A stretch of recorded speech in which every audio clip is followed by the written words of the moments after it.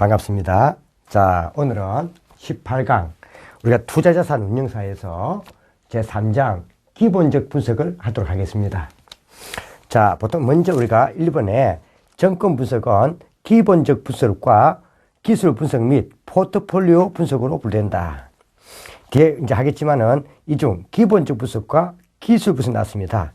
밑에 해설을 보시면 기본적 분석은 요 기업의 주가가 어떻게 발생했는가, 즉 그 기업의 내재 가치하고 주가의 내재 가치하고 그 다음에 이 시장 가치를 비교를 해가지고 자 매매 종목을 선정하는 것을 받도록 하고 있습니다. 주로 보통 이 기업 내의 내재 가치 등을 분석하기 위해서는 주로 기업이 공고하고 있는 주로 우리가 재무 정보를 많이 활용하고 있습니다. 그래서 이 기본적 분석의 제일 큰 포인트는 기본적 분석은 주로 우리가 말 그대로 기업의 재무 정보를 기초로 해가지고 재무 정보를 기초로 해서 주로 요 기업의 이 내재 가치하고 시장 가치를 비교를 해서 내재 가치하고 그 다음에 시장 가치를 비교를 합니다. 시장 가치를 비교를 해가지고 과연 자 지금 현재 내가 어떤 매매 종목을 선정할 것인가, 즉 매매 종목을 선정하는 겁니다. 매매 종목을 선정하는 겁니다.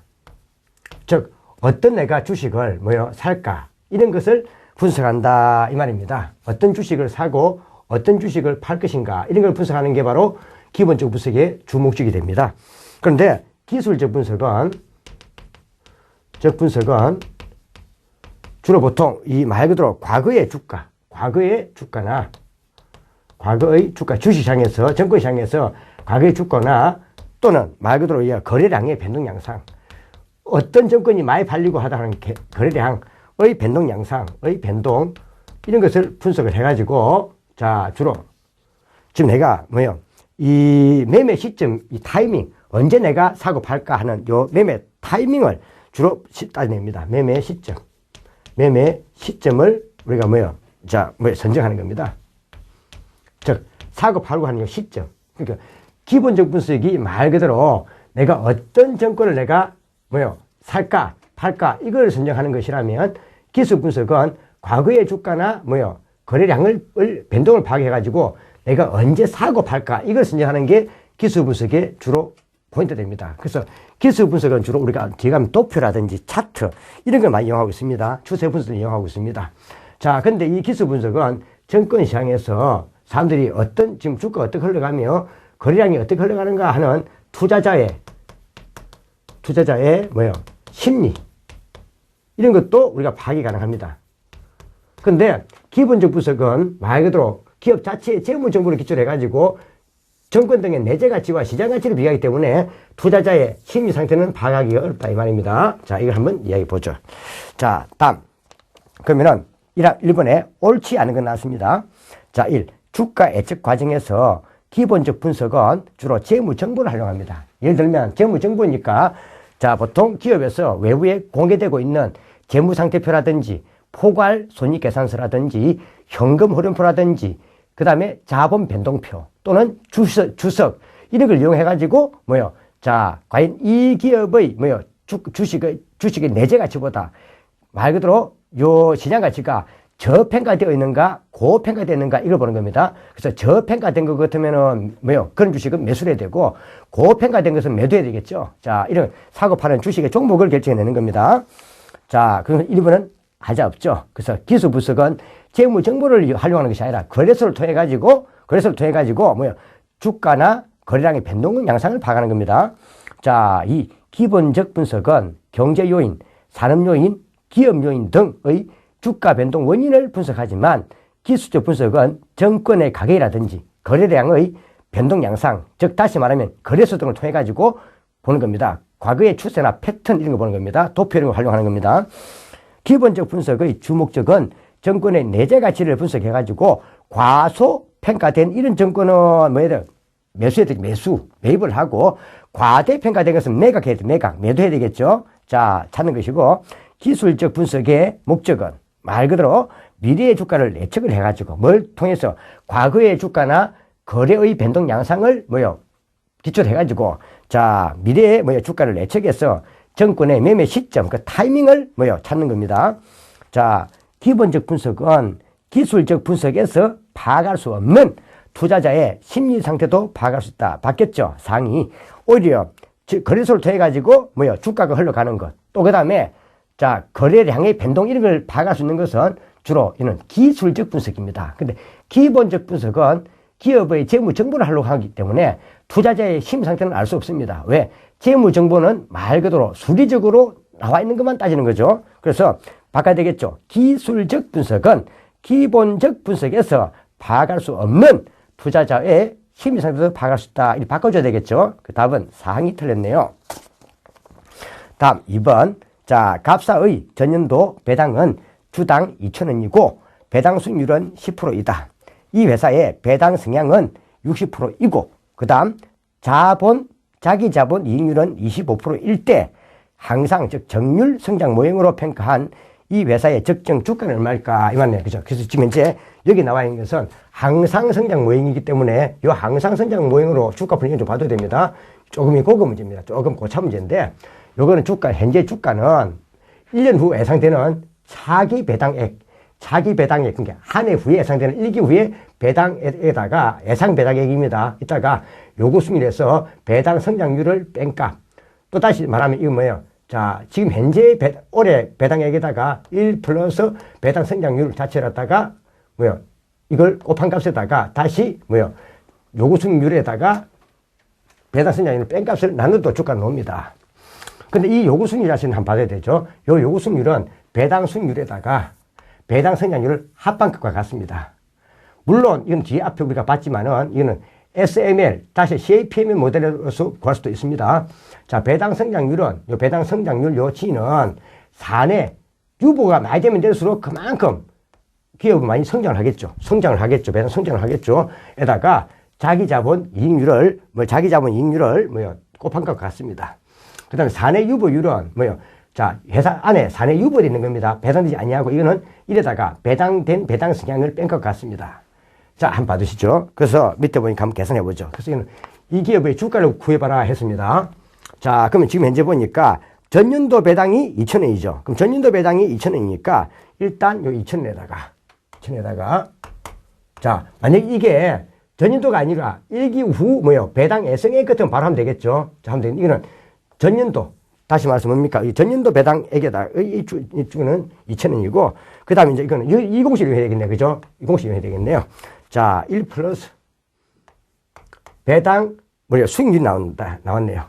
자, 그런데 재밌는 것은 앞에 얘기했지만 일단 먼저 여기 나와 있는 자, 1 플러스 한번 배당 성장률을 한번 풀어봐야 되겠네요. 자, 배당 성장률은 사내 유보에다가 자, 자기 자본 이익률을 곱한 것 같습니다.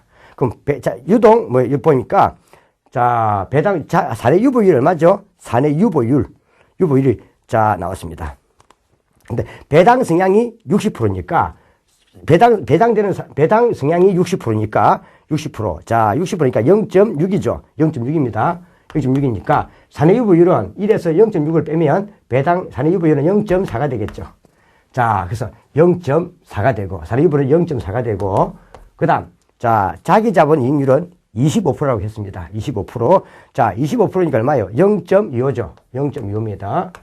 자, 그러면 0.4에다가 0.25를 곱하면은 당연하게 이는 배당 성장률은 0.1이 되겠네요. 0.1.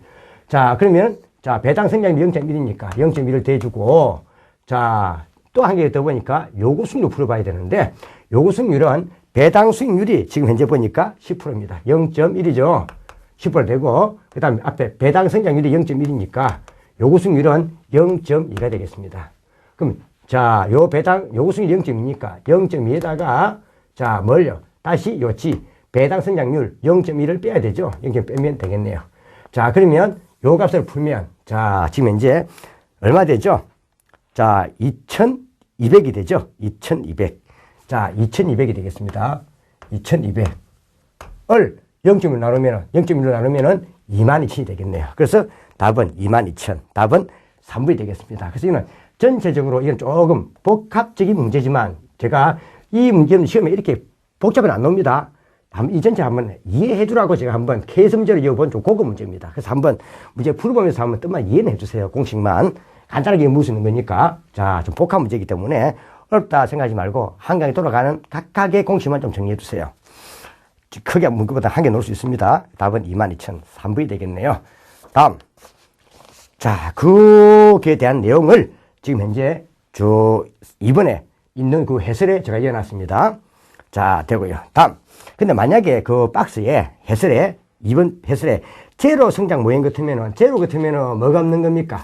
요 성장 지가 없는 거죠. 지가 없는 거니까 그대로 그냥 뒤에 일기, 예상, 배당액에다가 그냥 K를 나눠도 되겠네요. 이거는 우리가 제로 성장 모형을 의미하는 겁니다. 자, 그래서 가정상에 이 항상 또는 정률 성장 모형은 매년 똑같은 배당 요 성장률로 성장한다. 이 가정하에 이루어지고, 그 다음 요구수율이 일정하다는 가정이 이루어지고, 그 다음 요구수율이 뭐보다는요, 배당 성향보다는 크다. 배당 성장률보다는 크다는 가정하에, 요게 요거보다 크다는 가정하에서 이 전제가 이루어지는 겁니다. 자, 전제 한번 봐놓으시고. 3번. 주 갑사는 내년 배당을 주당 500원으로 예상하고 있다. 자, 이 회사에 현재 주가는 자, 얼마라고요? 자, 만원이고 연간 배당 성장률이 10%일 경우 요구 수익률을 풀어라 이 나왔네요. 그럼 이건 지금 현재 요 공식을 이용한 거네요. 요 공식을 이용한 거니까 한번 간단히 봐보시면 이렇게 풀 수 있겠네요. 자, 지금 현재 요걸 풀어봐라 이랬네요. 요구 수익률은 풀어봐라 했기 때문에 일단 배당 수익률을 먼저 풀어봐야 되겠네요. 배당 수익률을 풀어보니까 자, 내년 즉 다시 1년 후 내년 배당은 주당 500원이죠. 자, 그러면 O가 500원이 되고 500원을 그 다음 또 보니까 자, 지금 현재 얼마요? 자, 배당 수익률을 보니까 요 자체가 지금 현재 이제 현재 주가가 얼마요? 현재 주가가 만원이죠. 만원 됩니다. 즉 현재 주가 만원. 자, 그럼 이걸 풀면은 만원에 500원이니까 이는 당연하게 0.05 즉 5% 되겠죠. 0.05가 되고 05 즉 5%에다 플러스 자, 연간 배당 성장률이 10%니까 0.1을 해야 되겠네요. 그러면 이게 5%고 이게 이게 5%고 이게 10%니까 10%죠. 0.1은 10% 곱하기 100 하면 10%니까 합치면 15% 되겠네요. 15%. 자, 그래서 3번 답은 4항이 되겠습니다. 자, 정률 그 위에 2항에 나와 있는 것은 별 붙여놔야 됩니다. 2항은 그 해설 나와 있는 거 발표해놓고 좀 봐줘야 됩니다. 시험에 담글 수 있습니다. 이거 시험에 잘 오고 있는 겁니다. 자, 다음 정률 성장 배당 모형에 관한 설명으로 틀린 것은 자, 모형에 대한 요 자체 앞에 설명했던 가정을 이야기하는 겁니다. 자, 그래서 배당 성장률은 맨날 10%씩 성장하고 있고, 그 다음에 요구수익률이 일정하지만 요구수익률이 배당 성장률보다 커야 되고, 이 가정 말하는 겁니다. 자, 성장에 필요한 자금을 내부 자금만으로 조달하고, 그 다음 K가 즉 요구수익률이 배당 성장보다 크다고 가정한다. 이 말이죠. 그 다음 요구수익률, 재투자 수익률인 즉 ROE, 자기자본 수익률이 재투자 수익률로 보는 겁니다. 그 다음에 사내 유보율, 배당 성향은 일정하다고 가정한다. 이 말입니다. 다음, 자, 차기 배당금이나 배당 성장률이 클수록 주식 가치는 그만큼 상승한다. 차기 배당금, 이런 게 클수록. 그 다음, 배당 성장률, 요거는 이게 클수록. 그 다음, 근데 됩니까? 여기서 빼는 거니까, 이 크면 클수록 이게 작아지겠죠. 그럼 분모가 작아지고 분자값이 커지면 주가는 올라가는 거죠. 자, 올라간다. 이걸 쓰면 한 거고요. 그 다음, 이익 흐름이 사항, 영속적이므로 요구수익률이 클수록 주식 가치는 상승한다. 만약에 요구수익률이 나왔습니다. 요구수익률이 크면 클수록, 이게 크면 클수록. 자, 전체 값은 분모가 커지기 때문에 전체 값은 작아집니다. 그래서 요구수익률은 큰 게 아니라 요구수익률은 작을수록 주가가 올라가는 겁니다. 자, 그래서 클수록 주식, 이런 크다 했으니까 클수록 주가는 하락한다 해야 되죠. 즉 하락한다 해야 되죠. 자, 그 답은 4항이 틀렸습니다. 그래서 간단한 이 3항과 4항은 간단한 공식을 이용한 문제입니다. 공식을 이용한 문제다. 한번 받으시고. 현행 한국 채택 국제 회계 기준을 할 때 재무제표에 속하지 않는 것은 재무제표는 크게 재무 상태표, 포괄 손익계산서, 그 다음 현금 흐름표, 그 다음 자본 변동표, 그 다음 뭐요? 주식, 주석 등이 있습니다. 주석 등이 있습니다. 주석. 그래서 이익여금 처분계산서는 자, 한국채택국제회계 기준에서는 뭐요? 재무제표에서 제외됐습니다. 제외된 겁니다. 답은 사망이 틀렸습니다. 그래서 재무제표는 크게 지면 이제 뭐요? 일반적으로 말할 때는 보통 네 가지. 재무상태표, 포괄손익계산서, 현금흐름표, 자본변동표지만 여기다가 주석도 포함시킨다는 것 한번 봐주시면 되겠습니다. 자, 보고요. 다음 6번 기업의 재무 안정성 분석을 위한 비율 나왔습니다. 근데 그거보다 밑에 한번 해석부터 한번 보놓죠. 재무 비율 분석의 종류 판별법 나왔습니다. 자, 요는 중요하죠. 중요하니까 요는 한번 별 붙여놓고 봐주셔야 되겠습니다. 자, 수익성 분석이 있습니다. 수익성 분석이 있는데, 수익성 분석은 거의 뭐요? 자, 개념에는 거의 뭐요? 이익률이 붙습니다. 이익률이 붙습니다. 얼마만큼 뭐요? 수익을 창출했느냐 이 말입니다. 그래서 이거는 보통 분자에 거의 단기순이 들어갑니다. 부모가 나눌 때 분자에 단기순이 들어갑니다. 순이 들어가고 요 앞에 이익률 앞에 있는 이 내용 자체가 이게 분모로입니다. 분모. 그래서 자기 자본 이익률 하면은 단기 순이익에다가 자기 자본 나누면 되고 총 자본 이익률 하면 단기 순이익을 총 자본 나누면 됩니다. 자, 이렇게 되면 되겠습니다. 자, 다음. 자, 밑에 보면 자, 그래서 한번 총 자본 이익률하고 한번 자기 자본 이익률을 한번 봐두셔야 됩니다. 그 다음에 안정성 분석이 있습니다. 안정성. 얼마만큼 이 기업이 안정적인가. 이 안정성을 분석하는 겁니다. 안정성 분석은 주로 무슨 비율입니다. 비율이 들어갑니다. 그래서 보통 앞전에 우리 공부했던 뭐 부채 비율, 유동 비율 이런 거 말합니다. 그래서 이때 이거는 비율로 끝나는데 이는 보통 유동 비율을 하면은 이 두 많았죠. 유동 비율 나놓고 일단 밑에 부채 비율이 있습니다. 기억나죠? 오늘 우리가 어디서 말한 겁니까? 이거는 이미 요 자체는 우리가 앞에 부동산 투자할 때도 했습니다. 이거는 말 그대로 이는 유동부채를 자기 자본, 즉 자본으로 나눈 겁니다. 자본이 뭐예요? 자기 자본 나누면 됩니다. 그 밑에 한번 그 이자 보상 비율도 봐보세요. 이자 보상 비율 가보세요. 이자 보상 비율을 썼습니다. 이자 보상 비율은 요 영업이익으로 얼마만큼 앞에 이자 비용을 감당할 수 있느냐 이 말입니다. 논리가 뭐가 비슷합니까? 논리가 가면 부채 감당률하고 비슷하네, 그죠? 부채 감당비가 비슷하죠. 자, 근데 이거는 이자 비용입니다. 앞에 부채 감당률은 여기에 순영업소 들어가고 여기에 부채 원리금 들어가는데 이거는 이자 비용을 영업이익으로 얼마만 갚을 수 있느냐 이겁니다. 자, 그래서 이거는 저기다가 유동 비율, 대부 비율 이런 식으로 비율이 들어갑니다. 비율자. 이거 외에도 있다는 겁니다. 그 다음에 활동성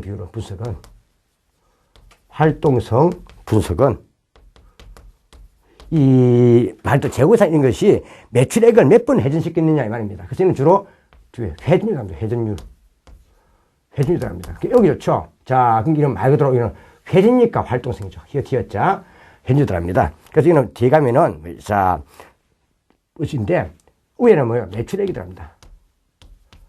이런 자산이 매출액을 몇 번 회전시켰느냐 이 말이죠. 그래서 요 자체는 매출액이 분자에 들어가고 요 앞에는 여기 들어옵니다. 그래서 총자산 회전율은 매출액이 들어가고 분모의 총자산에 들어가면 됩니다.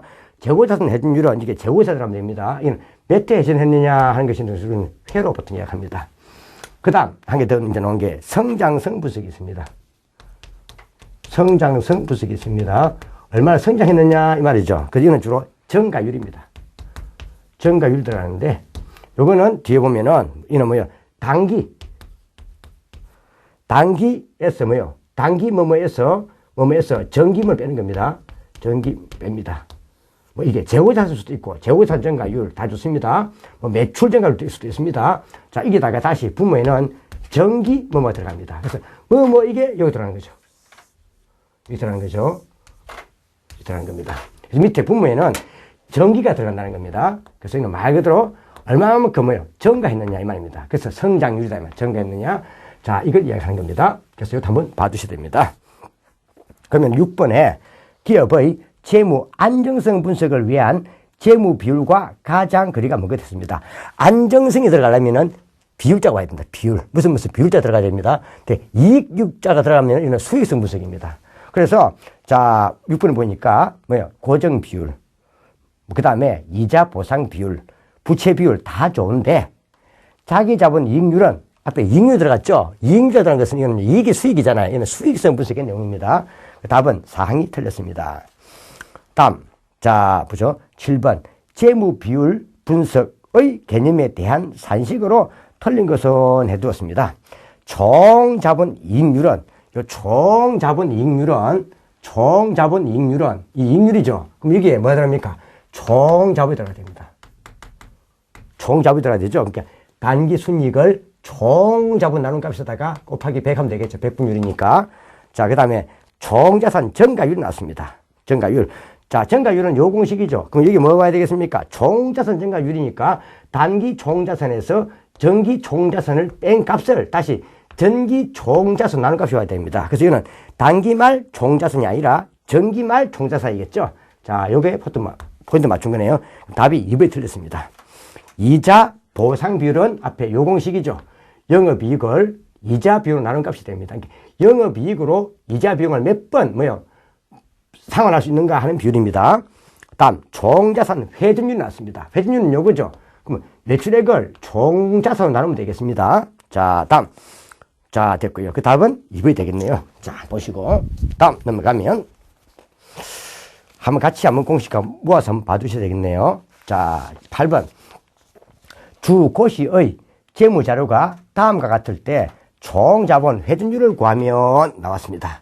이 자본하고 총자산은 같은 말입니다. 총자본, 총자산. 왜 그런가 하면 우리가 이 개념은 우리가 자산은 보통 우리가 부채 플러스 보통 자본으로 이야기합니다. 이때 요 부채를 보통 흔히 우리가 타인 자본이다 쓰기도 하고 요 자본을 보통 우리가 자기 자본이다 이렇게 쓰기도 합니다. 그럼 이때 자체가 뭐야 되겠습니까? 자산은요. 이게 바로 말 그대로 총자본입니다. 합친 거 총자본이다 씁니다. 그래서 총자본과 총자산은 같아 보면 됩니다. 이런 개념에서 나오는 겁니다. 그래서 총자본 회전율은 요거가 같아 보면 되겠네요. 총자산. 그러면 총자본이 얼마입니까? 500억이 됩니다. 500억이 되고, 자, 순영업 소득이 단기 순이익이 50억이죠. 자, 근데 이거는 총자산 회전율이니까 어디다 됩니까? 이쪽에 와야 되겠네요. 그죠? 이쪽에 와야 되겠네요. 회전율이니까. 그러면 지금 현재, 자, 총자본이, 자, 회전율은 항상 매출액이 분자에 가야 되잖아요. 그럼 이게 총자본이 500억이고, 회전율이니까. 매출액이 얼마죠? 100억이죠. 100억이 됩니다. 그럼 이거는 결국 얼마 되겠습니까? 5, 10. 결국 0.2죠. 0.2. 답은 0.2회가 됩니다. 0.2회. 답은 2번이 되겠죠. 이것은 간단한 공식을 이용한 거니까 회전율자가 놓으면 분자는 매출액을 봐야 됩니다. 매출액을 봐야 됩니다. 그 다음에 성장성이 놓으면 증가율. 그 다음 안전성은 비율. 수익성은 수익이 이익이니까 이익률. 그 이익률이니까 분자에 단계순위 들어가야 되고. 그죠? 자, 한번 봐주셔야 되겠습니다. 자, 다음. 그래서 회전율은 매출액 회전율이다. 이렇게 생각하세요. 자, 보면 되죠. 다음. 문제 9번 나왔습니다.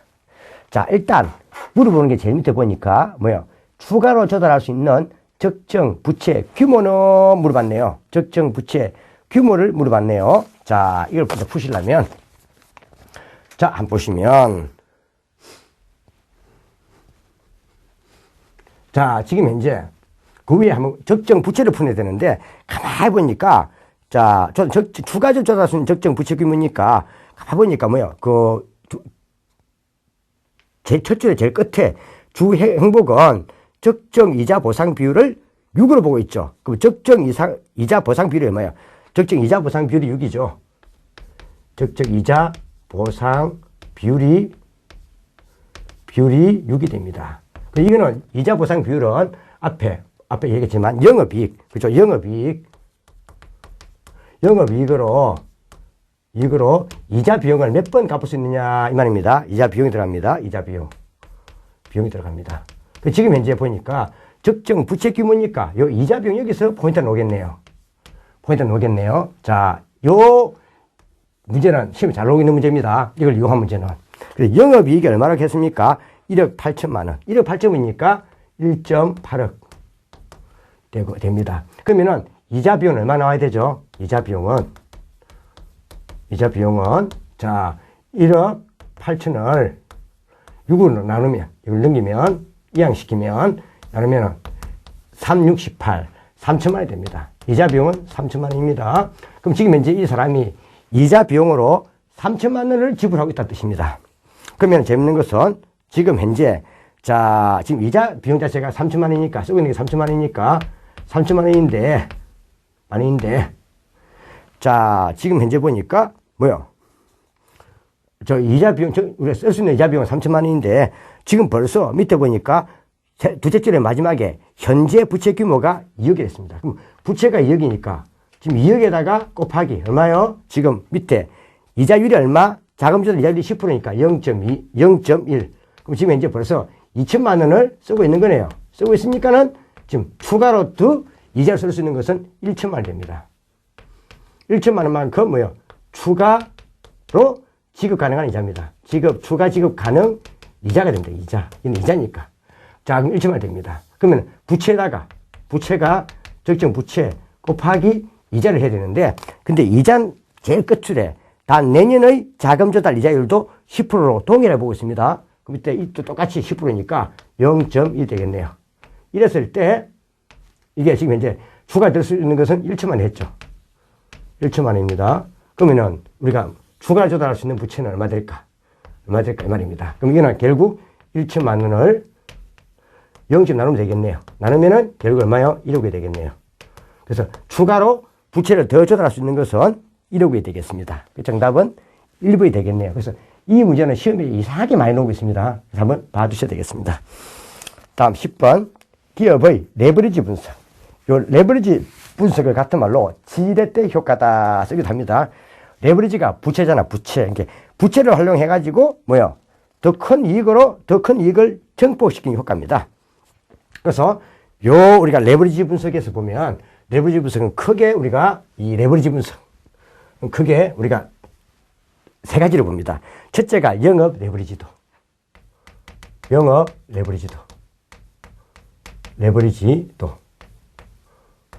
레버리지도는 말 그대로 우리가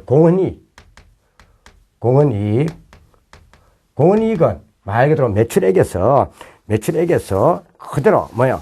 변동 영업비를 빼게 됩니다. 매출액 마이너스 뭐요? 앞에 보면은 요 변동 영업비를 빼게 됩니다. 이게 공헌이익입니다. 이걸 그대로 영업이익으로 나눈 값이 됩니다. 영업이익 나눈 값. 이익으로 나누게 됩니다.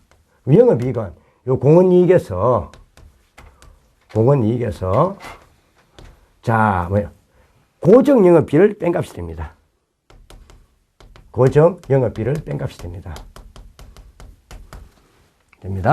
자, 이게 우리가 영업 레버리지도. 그러니까 영업 레버리지도는 말 그대로 요 고정 영업비의 요 변화가 얼마만큼 한다고요? 요 영업이익을 확대시키는가 이걸 알아보는 겁니다. 자, 그 다음 두 번째 재무 레버리지도가 있습니다. 요거는 요 영업이익이죠. 영업이익. 요 영업이익이 분자 올라갑니다. 이익이 올라가고 이때 이제 말 그대로 우리가 자, 고정 영업이익 중 뭐야? 고정 재무비를 뺀 값입니다. 고정 재무비를 뺀 값이 됩니다. 그래서 영업이익에서 고정 영업비를 빼면은 주가 변동을 알아볼 수 있는 겁니다. 그래서 이는 고정 재무비의 변동이 이 주가 변동을 얼마만큼, 주당 순이익을 얼마만큼 확대시키는가 이거 보는 겁니다. 그 다음에 세 번째, 영업 레버리지도에다가 결합 레버리지도 놓는데, 결합 레버리지도는 사실 요 공헌이익을 여기 나와 있는 영업이익 마이너스 고정 재무비로 나눈 것 같습니다. 그래서 결합 레버리지도는 두 개 결합된 거니까 영업 레버리지도 에다 곱하기 재무 레버리지 도를 곱한 것 같습니다. 이게 결합 레버리지가 되겠습니다. 자, 한번 봐보죠. 자, 그러면 10번에 자, 기업 분석에서 레버리지도 분석에 관한 설명으로 옳지 않은 것은 영업 레버리지란 요 뭐요? 고정 영업비의 요 변화가 존재가 영업이익을 얼마만큼 확대시킨 효과를 발생시키느냐 이 말입니다. 그 다음에 그래서 영업 레버리지가 마이너스 2라 한 말은 지금 만약에 이건 뭐요? 자, 매출액이 1% 증가한다면 이는요 영업 손실이 2%만큼 증가하는 것이 아니라 영업 손실이 2%만큼 뭐요? 감소함을 의미합니다. 이거 좀 봐주세요. 감소한다. 그 답은 2번이 틀렸고, 재무 레버리지도란 고정 재무비의 요 존재가 이나요 주당 이익이, 주당 순이익이 얼마만큼 뭐요? 확대된 효과를 나타낸다. 이것을 의미하는 겁니다. 만약에 영업 레버리지도가 만약에 2고 재무 레버리지도가 3입니다. 그럼 결합 레버리지는 2, 3은 6 곱하면 6이 됩니다. 6이 됩니다. 자, 이때 레버리지도 자체가 이런 게 더 클수록 타의 무채를 많이 이용하기 때문에 클수록 그만큼 투자에 따른 위험과 요구 승률이 더 높아집니다. 앞전에 요구 승률은 제가 뭐요? 위험과 기회비용을 반영하여 투자자가 최소한 요구하는 승률을 했습니다. 최저 필수 승률이라고 설명했습니다. 자, 한번 받으시고. 자, 그럼 답은 일단 2번이 틀렸다는 것 받으시면 되겠습니다. 근데 지금 시험을 치면 그 뒤에 한번 해석해 놨고, 오히려 시험을 치면은 여기 나와 있는 요걸 이용한 요 공식이 더 잘 나옵니다, 시험에. 그래서 계산 문제 이거 좀 봐도 됩니다. 계산 문제를 좀 봐주셔야 됩니다. 계산 문제. 그래서 제가 계산 문제를 한번 풀어보시라고 해놓은 겁니다. 물론 바로 풀어도 되겠지만은 연습 삼아서 시험에 오히려 영업 레버리지도나 재무 레버리지도 물을 확률이 더 큽니다. 이걸 좀 풀면 되겠습니다. 자, 지금 현재 자, 매출액이 100억 원이고 변동 영업 비용이 20억입니다. 그럼 먼저 한번 영업 레버리지를 한번 계산해 봅시다. 자, 매출액이 100억이고 변동 영업비가 뭐요? 20억입니다. 20억이면 공헌이익은 80억이죠. 자, 그러면 공헌이익이 지금 이제 80억이니까 80억에서 자, 고정 영업비가 나왔습니다. 그래서 고정 영업비는 40억이죠. 그럼 영업이익은 40억이 되겠네요. 그러면 결국 레버리지는 얼마 됩니까? 자, 80억을 공헌이익 80억을 영업이익 40을 나누면은 자, 영업 레버리지는 2가 됩니다. 2. 그다음 재무 레버리지도 한번 풀어보실까요? 자, 재무 레버리지도는 똑같이 분자에 여기 영업이 들어갑니다. 영업이 들어가면 이게 40억이 되고. 자, 그럼 40억 영업이익 40억에서 여기서 고정 재무비가 밑에 보니까 이자 비용이 재무장 이자 비용이죠. 30억이 됩니다. 그럼 이건 얼마 되죠? 이는 10억이네요. 그러면은 결국 40억을 10을 나누면은 4가 됩니다. 그러면 결국 이제 보니까 값이 나왔네. 그죠? 나왔습니다. 자, 영업 레버리지도가 2고, 재무 레버리지도가 4니까 두 개를 곱하면 2, 4, 8. 결합 레버리지는 8이 됩니다. 물론 이렇게 풀기 싫으면 바로 여기 있는 요 분자와 여기 있는 요 분모를 해도 답은 같습니다. 그럼 이는 공헌이익에다가 뭐요? 영업이익 마이너스 고정 재무비를 해도 답은 같습니다. 자, 그럼 바로 풀 때는 혹시 결합 레버리지를 푼다면 바로 이렇게 풀어도 됩니다. 영업 레버리지도의 분자와 재무 레버리지도의 분모를 연결한 것이다 보면 됩니다. 그래서 공헌이익 자체가 지금 현재 80억이죠. 80억이고 지금 영업이익이 40억이고 고정 재무비가 30억이니까 자, 이게 10억이죠. 10억. 그러면 80억을 10을 나누면 8로 옵니다. 답은 같아집니다. 자, 그래서 한번 같이 보는데 우리 결합 레버리지도 자체는 이렇게 계산 문제가 잘 안 놉니다. 시험 놓으면 주로 요 두 개를 계산 문제 묻기 때문에 한번 요 두 개를 우리가 연습하려고 해본 겁니다. 자, 그 답은 1이 푸나 답은 같습니다. 자, 그래서 11번은 한번 별표를 쳐놓고 연습해 두십니다. 별표. 자, 이는 주로 계산 문제 많이 논됐습니다. 다음, 자, 밑에 보죠. 12번 주고시사의 목표 결합 레버리지도가 6이랍니다. 그럼 목표 결합 레버리지도가 6이니까 자, 목표라는 결합 레버리지도가 6이 나왔습니다. 결합 내부지도가 6이 나왔습니다. 그럼 결합 내부지도가 6이 되고, 자, 여기는, 자, 지금 현재 영업 내부지도가 3이죠. 영업 내부지도가 3이 됩니다. 3이 되고, 자, 곱하기. 그러면 재무 내부지도가 얼마나 뜻이죠? 재무 내부지도는 볼 필요 없이 2가 되겠네요. 2. 그럼 재무 내부지도가 나왔네요. 그럼 일단 이자 비용 한도가 나왔죠. 그럼 이자 비용 한도가 나왔으니까 요 재무 내부지도는 그대로 앞전에 봤지만은, 자, 지금 현재 영업이익, 이 분자에 가고, 그 다음, 자, 이제 요 분모에는 앞에 영업이익에서, 자, 요 고정재무비, 보통 고정재무비가, 재무비가 자금 조달 비용이잖아요. 주로 이자 비용을 보면 됩니다. 이자 비용 보면 됩니다. 이렇게 볼 수 있겠네요. 그럼 요게 2가 나와야 된다 이 뜻입니다. 자, 지금 현재, 자, 근데 지금 영업이익이 얼마라고요? 영업이익이 지금 현재 50억이라고 했습니다. 50억이 되고, 그 다음에 영업이익이 50억이죠. 50억이 됩니다. 그럼 일단 우리가 이자 비용을 풀 수 있습니다. 자, 그럼 이자 비용 어떻게 풀면 되겠습니까? 이 말이죠. 자, 한번 넘겨보면 이렇게 풀 수 있겠네요. 일단, 자, 요 분모의 항을 전체를 뭡니까? 자, 옮기고 한번 해봅시다. 그러면 영업이익, 뭐요? 50억. 마이너스. 자, 이자 비용은 모르겠죠? 이자 비용. 지금 이자 비용을 봤으니까 모르겠죠? 이걸 R. 모르겠습니다. 자, 이거는 지금 영업이익이 50억이고, 그대로 재무 내부지도를 넘기면 2가 되겠네요. 그럼 지금 이제 이 자체가 얼마 되겠죠? 자, 50억을 나누면 25억이 됩니다.